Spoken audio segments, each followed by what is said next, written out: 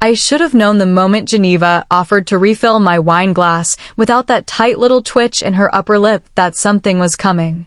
That woman couldn't fake warmth to save her pearls, and yet, there she was, swirling me a generous pour like we were old friends, not in-laws at war. The Langford estate was exactly what you'd expect from a family whose great-great-whatever had probably overseen the building of half of Virginia. Polished mahogany, portraits in gold frames, enough silverware to feed a sultan. And me? I was just the outsider with the wrong last name and the audacity to marry their son. The Thanksgiving table stretched long enough to have its own zip code. Dorian was already half drunk and red-faced at the far end, laughing at something only he found funny.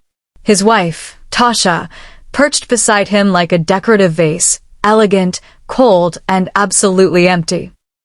Preston Langford, the patriarch himself, sat at the head like he was posing for a bank commercial, while Geneva floated around acting like the queen she thought she was. I sat next to Trent. My husband. At least, he was supposed to be. Lately, he'd been more of a PR puppet for the Langfords, nodding on cue, speaking in carefully practiced tones. We hadn't touched each other in weeks. I knew something was wrong. I'd known for a while, but I wasn't ready for what came next. Trent stood, the glint of his watch catching the chandelier light like a knife. He tapped his fork to his glass. The room hushed like we were about to hear some profound toast. I looked at him, and he wouldn't meet my eyes. That's when I knew. That's when I felt the rug slip out from under me. Before we carve the turkey, Trent said, flashing that fake smile he used in campaign photos, we have an announcement. An announcement? I froze. My hand paused over the serving spoon. Geneva stopped moving behind me. Dorian snorted. Trent cleared his throat. We took a vote. A vote? What? He turned to me. Marissa, you're no longer part of this family. Laughter. Loud, cutting, exaggerated. Dorian toasted with his glass of scotch, sloshing it onto the tablecloth. Tasha clapped. Geneva sighed like she'd just removed a stain. Preston? He leaned back in his chair and gave me a look that said, finally. I should have cried. I should have yelled. But I didn't. I reached under the table. They didn't know I'd brought a bag. A simple black messenger bag. They didn't know what was in it. For months I'd been collecting. Watching. Tracking. I'd smiled through their insults, nodded through their demands, and kept records of every ugly little betrayal. I placed the folder on the table. Thick. Sealed. Heavy. Then I suppose I said calmly, sliding it toward Trent, you won't need this. The room stilled. Dorian stopped laughing. Tasha's hands froze mid-applause. Geneva's eyes narrowed. Trent hesitated. He looked down at the folder like it might explode. I leaned back and waited. What is this? Geneva asked, her voice dipped in suspicion. Truth, I said. A decade of it. Trent opened it. Slowly. Page 1, bank transfer receipts. Thousands upon thousands withdrawn from my personal account to cover Dorian's failed ventures. Tasha's boutique.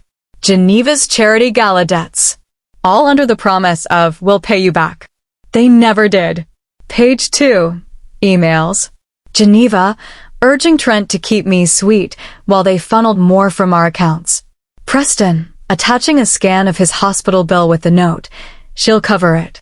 She always does. Page 3. Screenshots. Trent's texts to his college ex explicit, damning, dated. A hotel reservation confirmation under both their names. Trent's face turned white. You've been spying? Geneva hissed. No, I said. Just documenting. Dorian stood, storming toward the folder. He yanked a page out, scanning it. This is ridiculous. This doesn't mean anything. It means everything, I said. It means I knew. And I let it slide. Until now. Tasha had the nerve to gasp like I'd slapped her. This is private, she spat. So was my bank account. You didn't care then. The tension was molten. Preston looked like he wanted to vanish. Geneva actually reached for the wine bottle. Trent was still flipping pages, his hand trembling. "Why?" he whispered. "Because you voted," I said, standing slowly. "And I'm just giving you what you asked for." Total separation. Their smugness shattered. And I finally breathed. It had begun. They were all staring at the folder like it was ticking. Geneva's jaw was clenched so tight I thought her teeth might shatter. Dorian stood stiff, still gripping that one page like it might rewrite itself if he stared hard enough. Trent couldn't speak.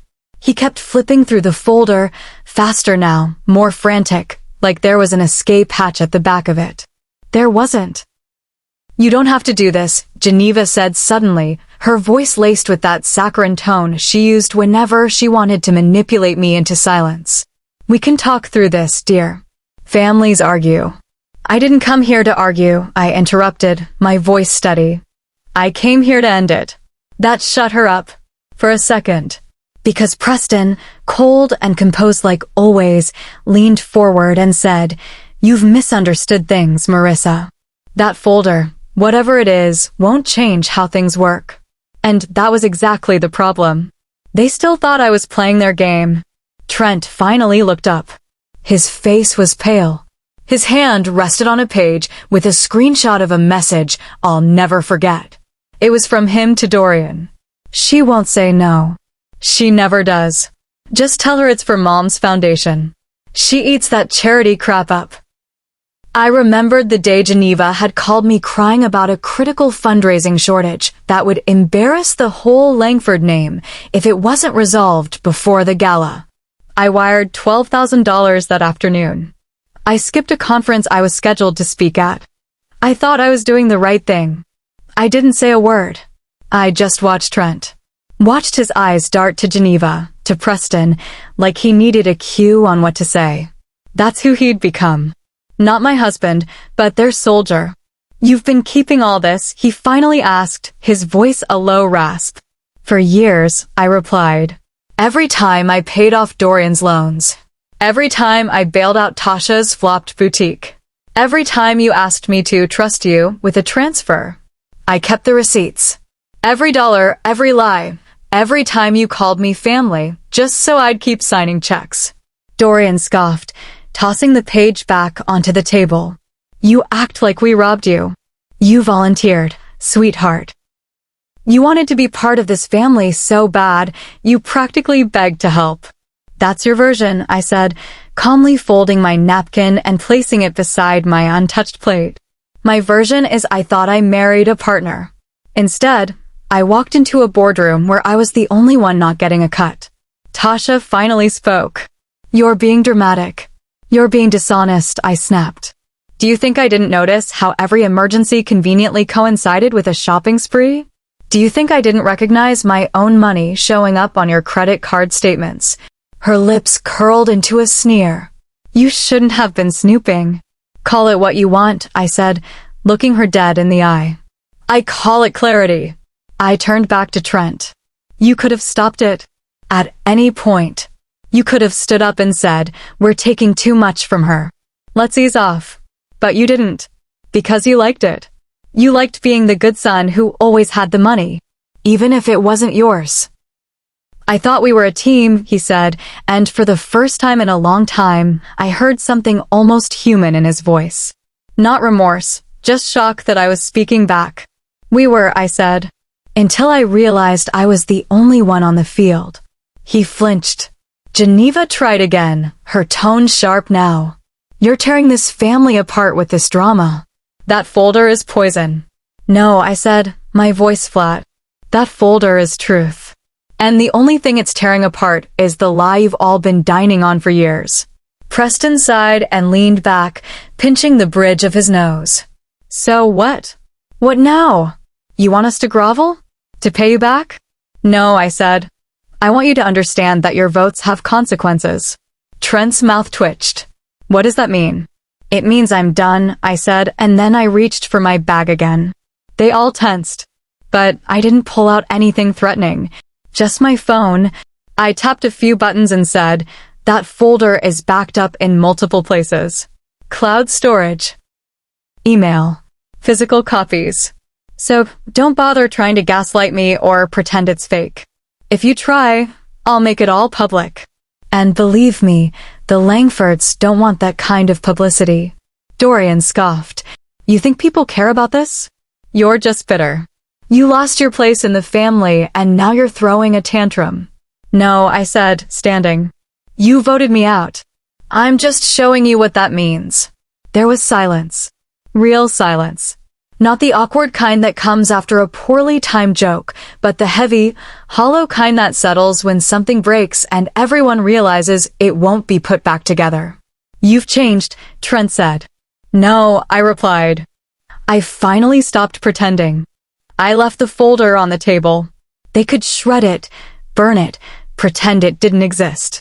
I didn't care. The truth wasn't in the paper, it was in the shift. The moment I stopped begging to belong. The second I realized that being family was just their polite way of saying resource.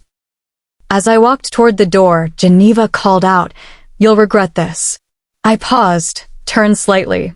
I already regretted staying as long as I did. And then I stepped out of that dining room, out of that house, out of that life, with my spine straighter than it had been in years. I didn't have a plan, but I had something better. I had my name, and they'd never take that from me again. I'd been calm. I'd been composed. I dropped that folder like a lit match and watched them all dance in the flames of their own lies. But I knew the real inferno hadn't even started yet. Not until Dorian's hand froze on the fourth tab. He tugged a page halfway out of the folder, then yanked it the rest of the way with that same smug force he used to snatch attention. His eyes flicked down. Scanned once. Twice. Then he frowned. What the hell is this? He said it louder than he meant to. The room twitched. I already knew what it was. Let me see, Trent said, reaching for the sheet. Dorian didn't give it to him immediately. He kept reading, his mouth hanging slightly open. When he finally handed it over, Trent took one look and turned to stone. I watched him closely. I wanted to see the moment his armor cracked. His thumb pressed hard into the edge of the paper. His lips parted. Then, in a low, dry voice, he read aloud, 2 guests, 3 nights, Nicole R. Oceanfront Suite, Charleston. Silence. Not a sound in that room except for Tasha's fork clinking against her plate as she slowly, quietly set it down. Geneva leaned forward. What's that? Tasha already knew. Dorian raised an eyebrow and smirked. Well, well. Looks like somebody had a little extracurricular getaway. Trent's head snapped up. It's not what it looks like. No, I said, keeping my tone even. Because it looks like a hotel bill. That I paid for. That you told me was a client trip for your consulting work. Trent licked his lips. It was. I mean, Nicole's a vendor. We were. Sharing an oceanfront suite? I interrupted. He didn't answer. Geneva gave him a hard look. Is this true, Trent? He started, but he didn't finish. He didn't have to. Because the second his eyes dropped, the second his hand crumpled the paper instead of defending it, I knew I wasn't the only one who saw it. Geneva gasped. Dorian, of course, laughed. You idiot, Tasha hissed. She's already mad enough, and you go and have a fling at a luxury resort? She was just a friend. Trent barked, his voice cracking. I tilted my head. Does your friend know you told me she was 60 and smelled like mothballs? His face flushed deep red. You knew, Geneva said slowly, turning to me. You knew and still showed up today? I looked her dead in the eye. I've known for 4 months. I didn't come here for revenge, Geneva. I came for closure. That folder is everything I never said out loud. You just didn't know you were already living in the fallout. You're lying, Trent spat, standing so quickly his chair screeched back. You're trying to twist this around. I raised an eyebrow. Twist what? The receipts? The room service tabs? The photo I found on your phone of the 2 of you in matching robes. He froze. You're bluffing, Dorian said. She's bluffing. I opened my bag again. I pulled out a second sheet. One Trent had seen weeks ago. One he had begged me to delete. A printed out message thread. The kind that doesn't lie. Trent's phone. Nicole's name. The words. I don't care if she finds out anymore. I just want you to spend Christmas with me, not her. That was sent 3 weeks before Thanksgiving. Geneva covered her mouth.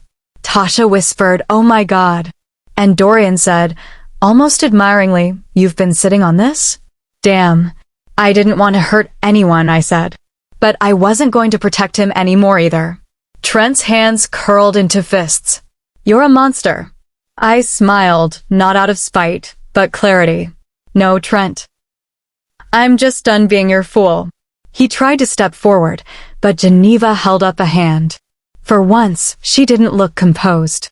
Her eyes were wild, confused, betrayed. "You brought this woman into our lives," she snapped. "And this is how you treat her?" He looked at his mother, shocked. "You're taking her side?" Geneva stood slowly. "I'm not taking sides. I'm just not going to pretend this isn't disgusting." For a split second, I almost laughed. The irony of Geneva Langford, queen of appearances, suddenly developing a moral compass. But I said nothing. Tasha, always the sharp one, narrowed her eyes at me. "Why now?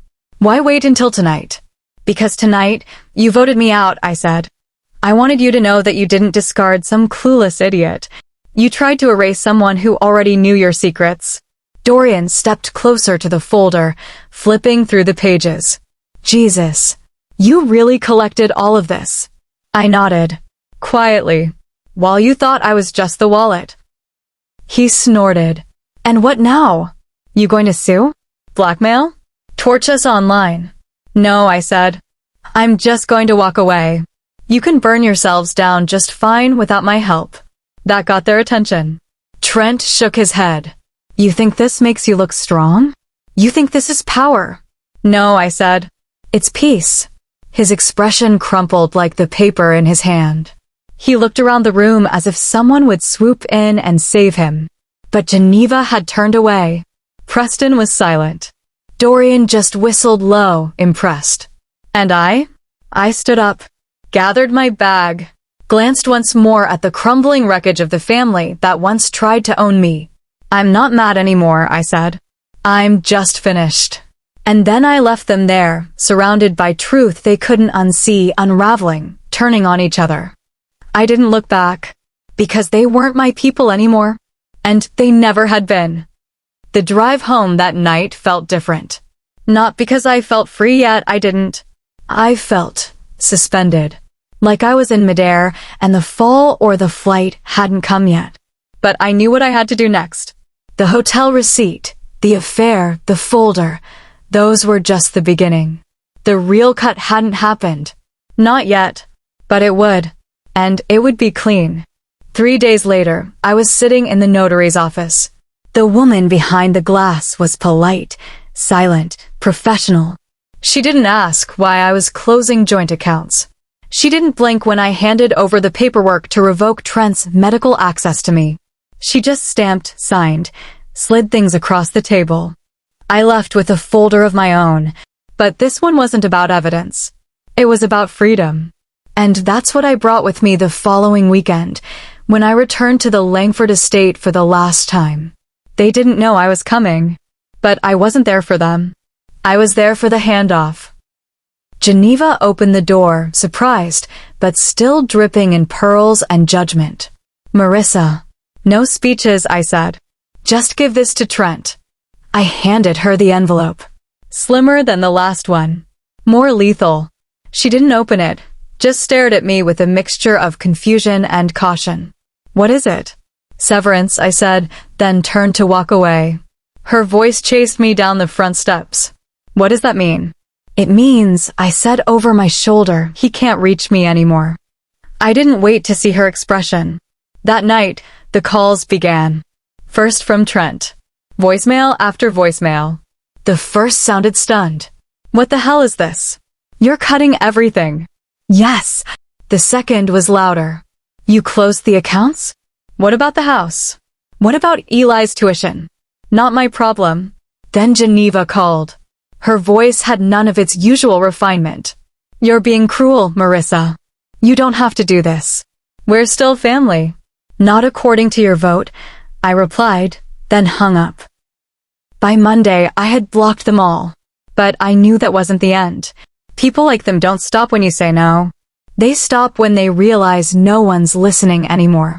And that's exactly what I planned to do. Trent showed up at my apartment 2 days later. He knocked. He waited. I didn't open the door.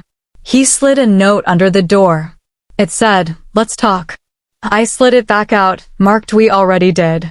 Inside that envelope I gave them were all the things they never expected. Signatures removing Trent from any access to my bank accounts, power of attorney reversals, insurance disqualifications, and a full accounting of funds transferred during our marriage, minus any repayment plans. It also included paperwork formally removing my financial involvement with any Langford business holdings. I wasn't just leaving. I was removing every chain. The house? He could sell it.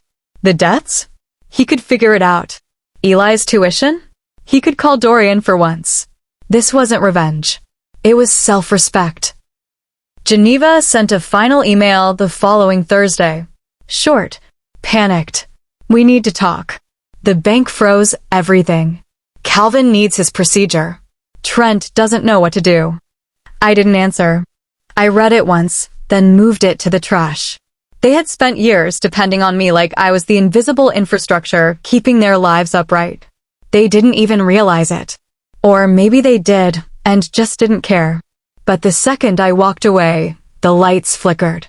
The foundation cracked, and they started to notice what it cost to lose me. Trent sent a text that night.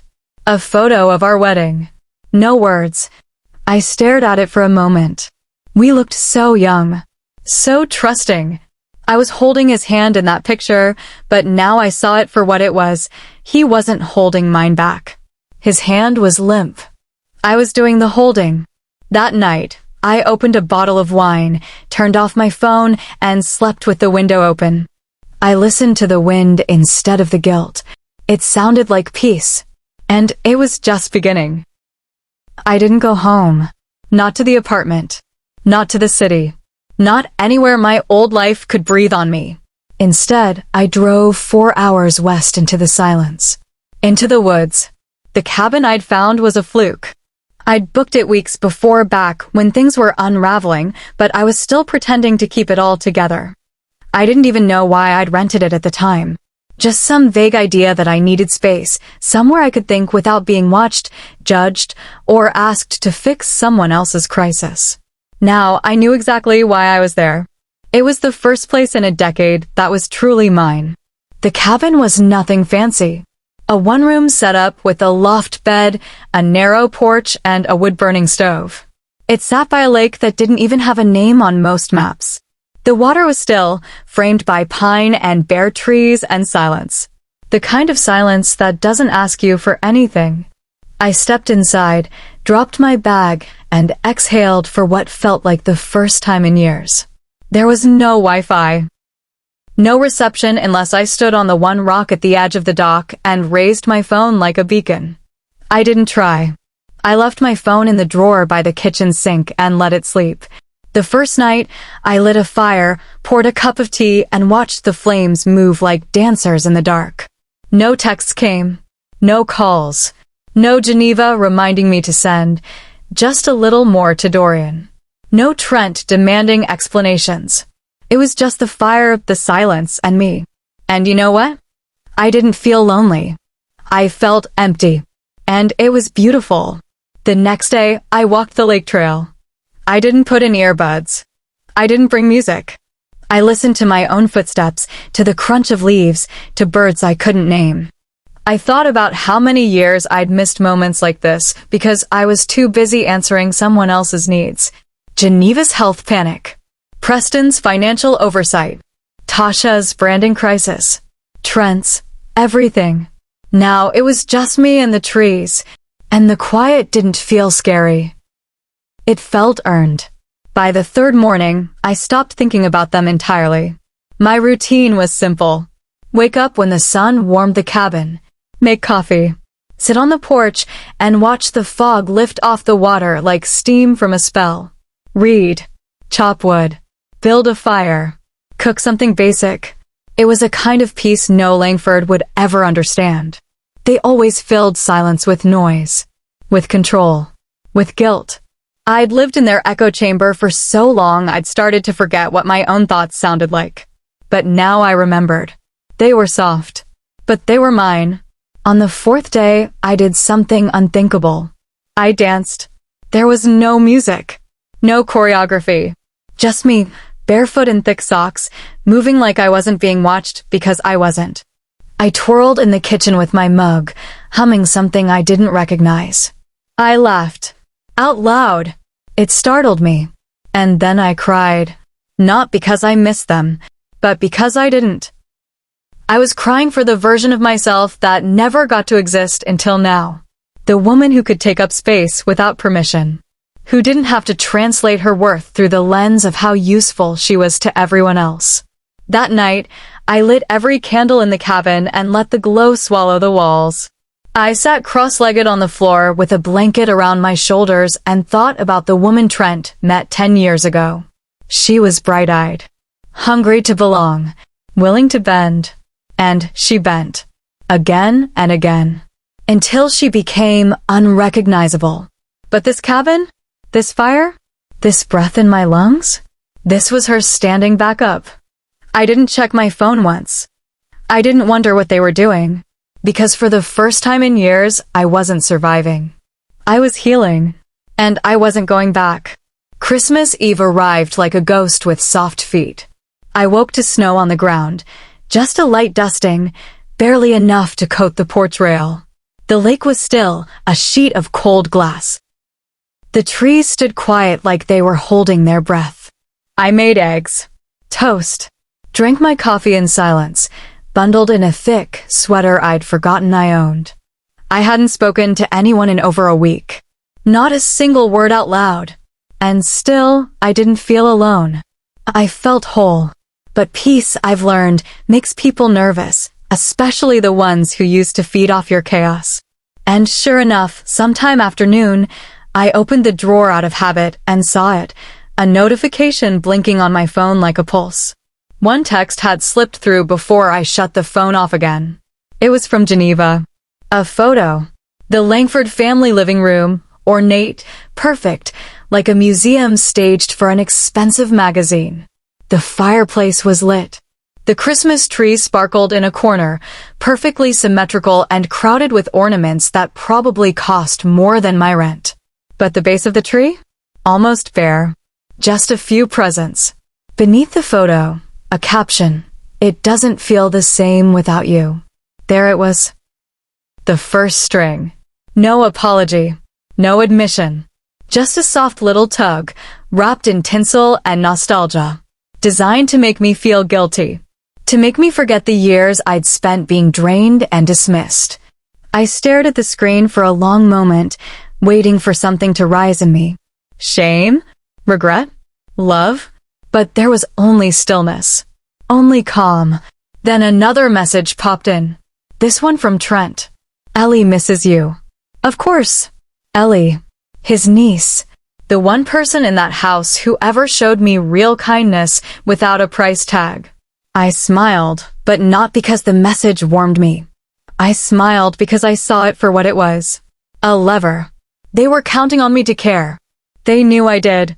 And they were hoping I wouldn't see the hook buried in the bait. And right on cue, the third message came. The bank is calling. The house is behind. Thought you should know. There it was. The ask. The reason for the photo. The reason for Ellie's name. The house. Always the house. The mortgage we co-signed. The one I'd carried for years. The one they hadn't paid a cent toward since I walked out. And now they wanted me to swoop in like Santa Claus and fix it all while they pretended not to know how the lights stayed on. I locked the phone, put it back in the drawer, walked out onto the porch with my coffee. The snow had stopped. The air was sharp. The lake shimmered like glass over steel. And for the first time in all the years I'd known the Langfords, I didn't feel a single obligation tugging at my chest. They weren't reaching out because they missed me. They were reaching because they were sinking. And they wanted to grab onto the life raft they used to call Marissa. I wasn't that raft anymore. Let the house go. Let the spa equipment get sold. Let Dorian pawn his watch or Geneva host a charity auction for their own rescue. They always had options. They just never wanted to use them. Why would they? They had me. Until they didn't. I poured another cup of coffee, added a dash of cream, and sat by the fire with a book I hadn't finished in years. A novel with pages soft from age and dog-eared at the halfway point. A story that had waited for me, like peace had. That night, I lit a single candle, warmed up soup from the night before, and toasted to the woman who said no. No to guilt.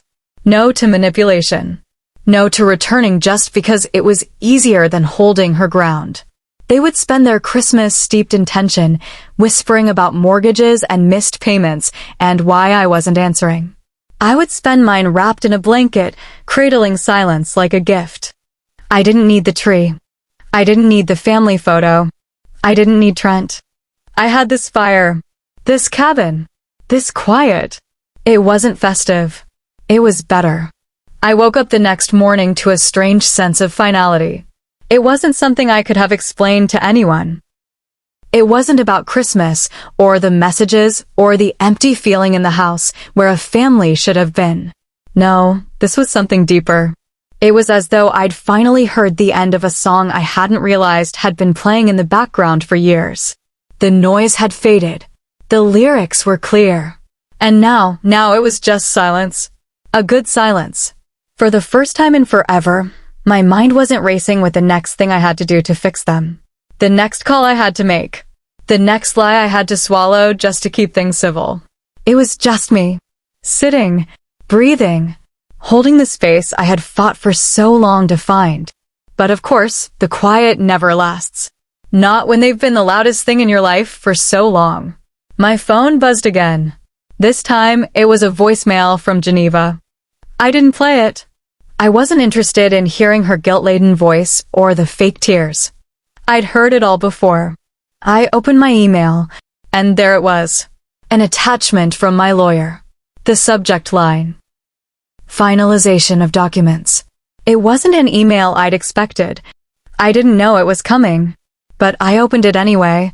Inside, there were more documents than I had anticipated. Papers for the official separation of assets. A request for a divorce, finalized. My heart didn't race. My pulse didn't pick up. It wasn't a shock.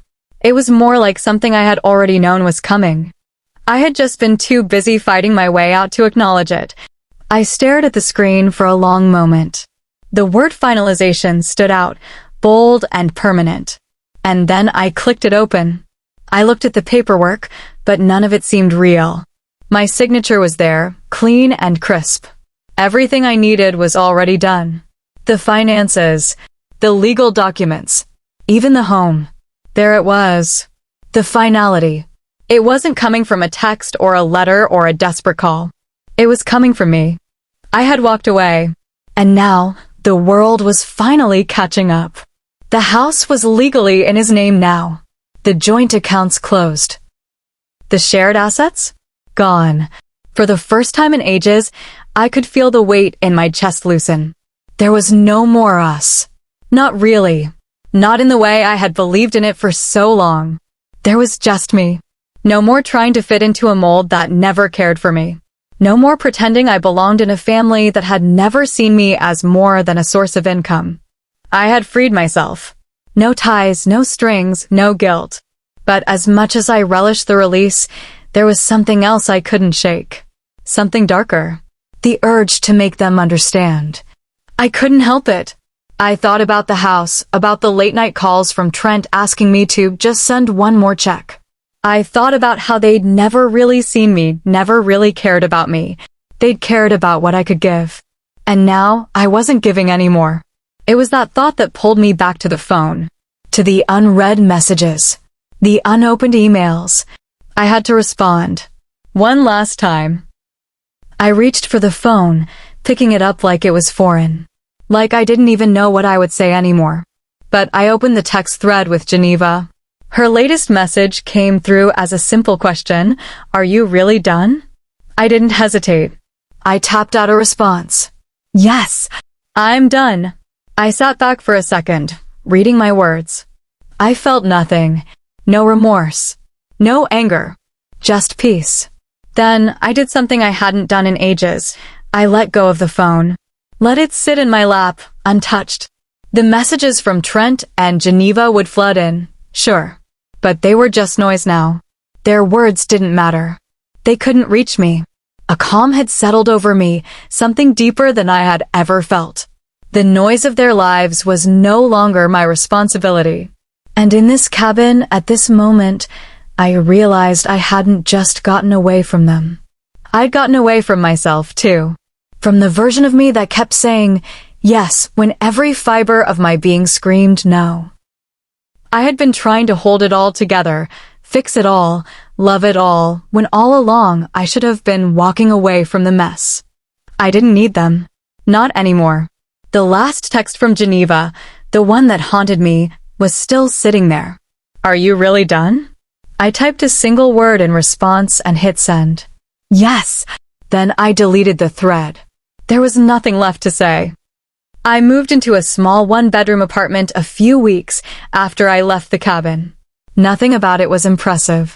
The walls were beige, the floorboards creaked, and the windows rattled when the wind hit just right. But it was mine, every inch of it. The key in my pocket didn't come with guilt or conditions. The lease wasn't co-signed. The furniture didn't arrive with passive-aggressive commentary from Geneva or veiled threats from Trent about spending too much. I bought a used couch off Facebook Marketplace. Hauled it up 2 flights of stairs with the help of a kind stranger named Emo who lived across the hall and insisted on carrying the heavy end. I hung up a painting I found in a thrift store. Abstract, messy, bright. It made no sense. I loved it. Each day in that space felt like inhaling for the first time after years of holding my breath. I found a job at a local bookstore. The pay wasn't amazing, but the owner, Wendy, was a soft-spoken woman with a steel spine and a deep love for poetry. She hired me without asking why my resume had a gap or why I'd gone from finance to shelves. "Sometimes you just need a reset," she said. And I did. I started therapy, too.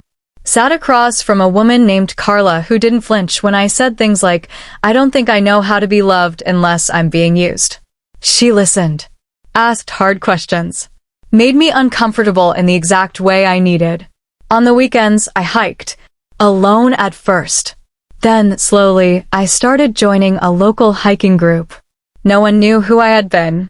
No one cared about Trent Langford or his scandalous family or the drama that had unfolded over a roasted turkey and a cold smile. They just cared about the next trail, the next ridge, the next sunrise. I met a woman named Lex on a hike one morning. She had a sharp tongue, a contagious laugh, and boots that looked like they'd survived war. We talked for miles. It wasn't about love or friendship or anything so heavy. It was just light, easy, uncomplicated. That became my goal in everything, uncomplicated. I started cooking for myself again. Not because someone needed dinner on the table or because I was expected to host another Langford wine night, but because I wanted to taste garlic and thyme and butter on my own tongue. I burned toast. Made undercooked pasta. Laughed at myself. I texted my brother for the first time in months. We hadn't spoken since Trent accused him of disrespecting the family for not attending some gala. We went for coffee. He hugged me longer than expected. We didn't talk about Trent at all. I even reached out to an old college friend, Sienna, who had distanced herself when I got too tangled in the Langford world. She smiled when she saw me. "Took you long enough," she said, wrapping me in a hug. One night, I sat on my tiny balcony with a glass of wine and looked out over the city. The streetlights glowed like stars in rows. Somewhere below, someone laughed. Someone played jazz. A dog barked. And I was still. Truly still. No buzzing phone. No silent judgment. No guilt simmering beneath the surface of every yes. I hadn't just left the Langfords. I'd found myself. And I liked her. She was quiet, but not afraid. Soft, but not a doormat. She didn't need to carry the world to feel worthy. She just needed space. And now she had it. It arrived in a plain white envelope. No return address. No stamp. Just my name scribbled across the front in handwriting I hadn't seen in months, but knew instantly. Trent. I found it wedged in the slot of my apartment mailbox on a Thursday evening, after work. The bookstore had been slow, and I was already planning to make pasta, shower, and do absolutely nothing else. But there it was, sitting quietly like a trap, daring me to open it. I didn't. Not right away. Instead, I slid it into my bag, walked upstairs, made that pasta, and poured myself a glass of wine. I set the envelope on the kitchen counter, staring at it while I stirred sauce and sprinkled in pepper. It didn't hum or glow or call my name, but it sat there white, patient, ghost-like. I told myself I wouldn't read it, but after dinner, when the dishes were clean and the air had settled, I picked it up. Peeled it open with slow fingers. Inside, one piece of paper. 3 words. We're still family. That was it. No apology. No explanation. No signature. Just a message as thin as the paper it was written on. I sat down. Let the weight of it sink in, not the literal weight, which was featherlight, but the emotional one. That phrase used to mean something. Family. It used to be the reason I stayed. The reason I said yes when I wanted to say no. The reason I poured money into their dreams, their problems, their emergencies. It was the reason I put my own goals on hold, let my own boundaries blur, made excuses for Trent even when the truth hurt. But now it felt like a leash, a chain, a weapon. I read those 3 words over and felt nothing. Not the guilt they were hoping for. Not the anger I might have felt a year ago. Not even pity. Just emptiness. A calm, solid emptiness.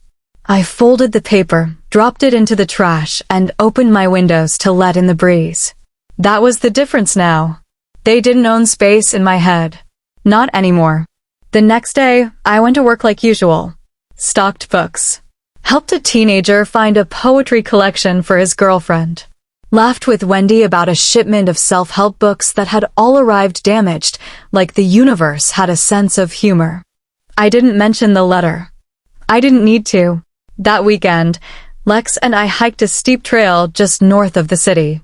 At the summit, we sat on a flat rock, drinking water and staring out at the skyline in the distance. "You've been smiling more," she said. I blinked. "Have I?" "Yeah. You used to look like you were always bracing for impact." I laughed. "That's not far from the truth. We didn't talk about it much. About the past. About Trent or Geneva or the Langford Empire. She didn't ask, and I didn't volunteer. It wasn't about secrecy.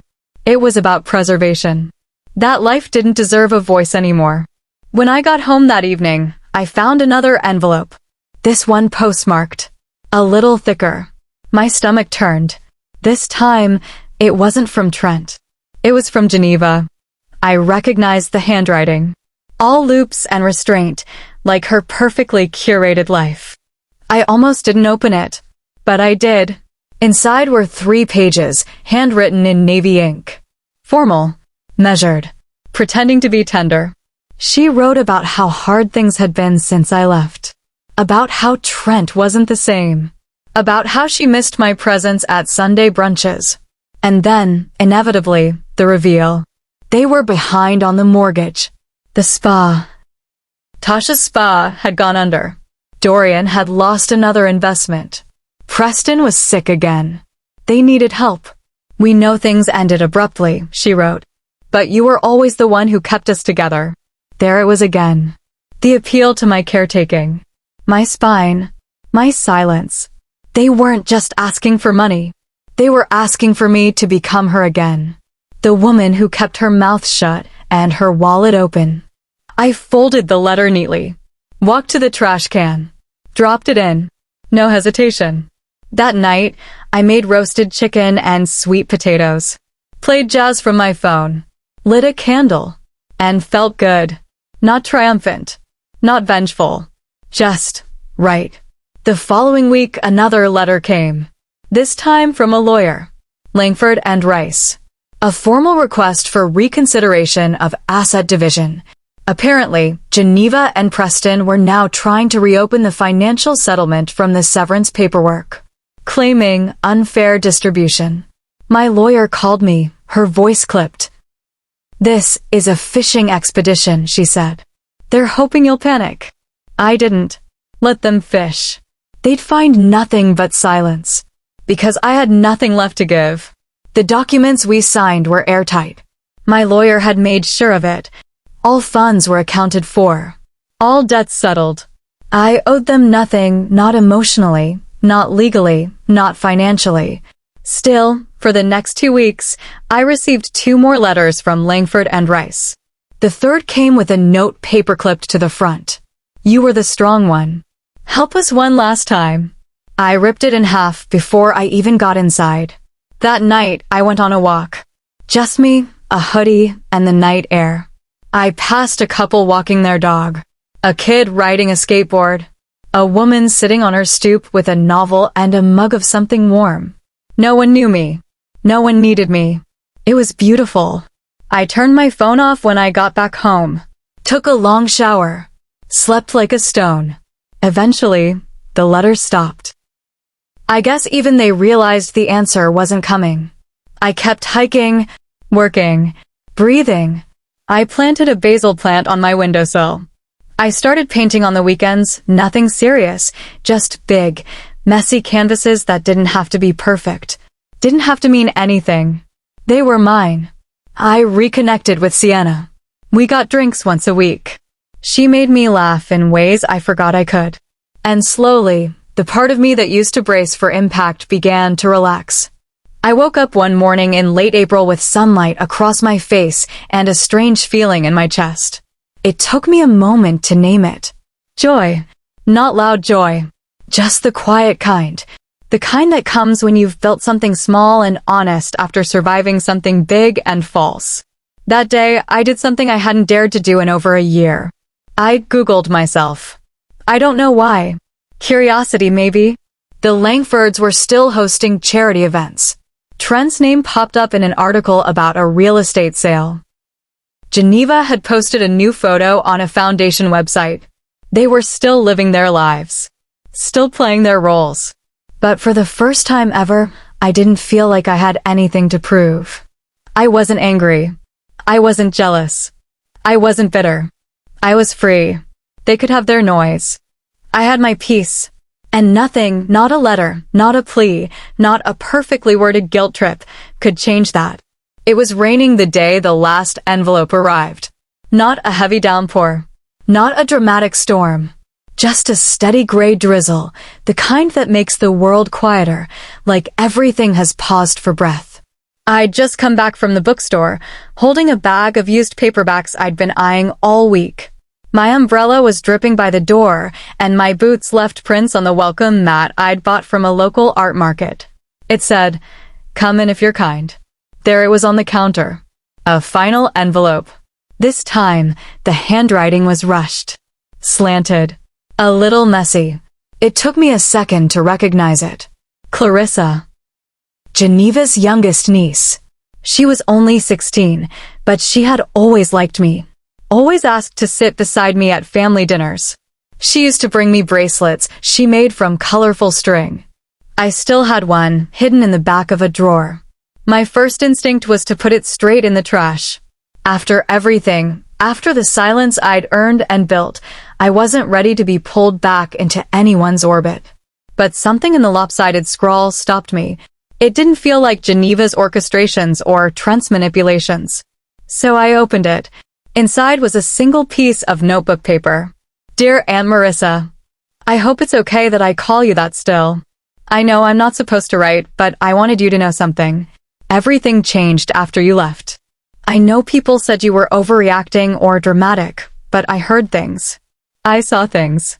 Uncle Trent used to tell everyone not to worry, that you were just figuring yourself out, but I could tell he was scared. Not scared like someone who lost a wife, scared like someone who lost a shield. Grandma Geneva tried to keep everything together. She made us do perfect Sunday dinners and kept setting a place for you like that would bring you back. But then she started crying in the bathroom after dessert. I heard her. Once I found her tearing up your photo.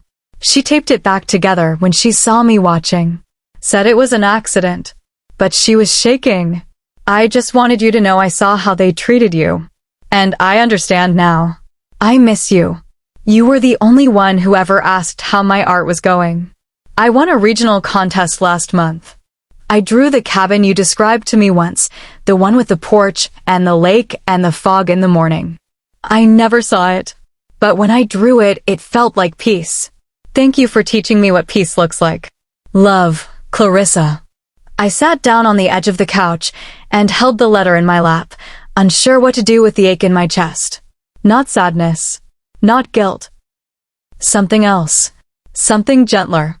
It was the first time someone from that family had spoken to me without expecting anything in return. It was the first time I felt seen not for what I gave, but for who I was. I didn't reply. Not because I didn't care, but because the best thing I could give Clarissa was proof that people could choose themselves and survive. That you can walk away from a place that tells you love only exists when it's earned. And you can still be okay. I slipped the letter into a folder and tucked it into a drawer. Not with the others, the folders of financial records, betrayals, receipts. Those were boxed up long ago, shoved in the back of a closet like relics from a war I no longer fought. This letter? It belonged in a new chapter. One where kindness didn't have a catch.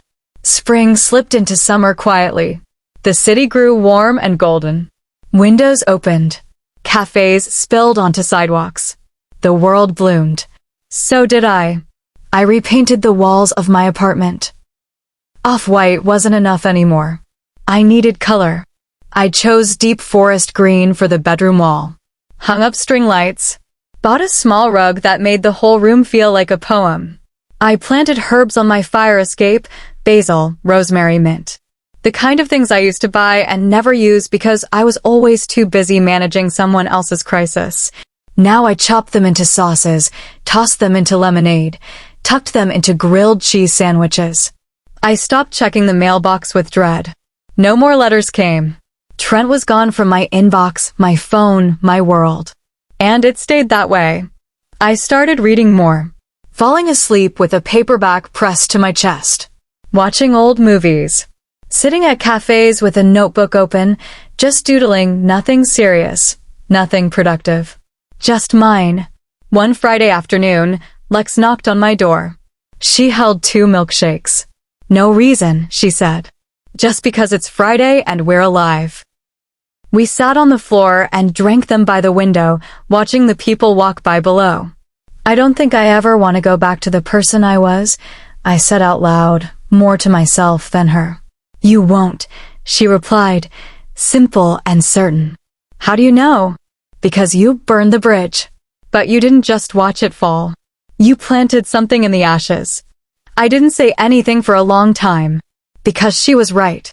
That bridge wasn't just gone, it had become compost. And from it, things were growing. A few weeks later, I went to a gallery show. Local artists. Open mic small space. Buzzing energy. I didn't expect much. But in the back corner, I found a piece that stopped me cold. It was a pencil sketch. Soft shading. Fine lines. A cabin on a lake. Fog curling over the water like smoke. A single mug on the porch railing. A pair of boots just inside the door. Underneath it, What Peace Looks Like by Clarissa M. I laughed. Out loud. Just once. Then I cried. Also just once. I bought the print. Framed it. Hung it above my desk. Every time I saw it, I remembered that peace isn't just an absence of noise. It's presence. Presence of self. Of space. Of breath. One evening, I got a message from Wendy at the bookstore. We're opening a second location. Want to manage it? I said yes before I even thought about it. Not because I needed the title, but because I was ready to say yes to myself. Not to a family name, Not to guilt. Not to approval. Just yes. To new beginnings. To green walls. To basil. To books and milkshakes and string lights and sketches of cabins drawn by girls who learned how to speak their own truth. I'm not angry anymore. I'm not haunted. I'm not waiting for closure. Because I am the closure. I'm the full stop at the end of a sentence that was written by other people in ink that never fit my voice. Now, I'm writing in pencil. So I can keep changing. So I can keep growing. So I can erase anything that no longer serves me. And sketch something better in its place. I used to think strength meant staying. Now I know it means leaving when the door is shut behind you and building your own house on the other side of the valley. With herbs on the fire escape. And string lights that make everything glow. And a print above the desk that whispers to me every morning. This is what peace looks like.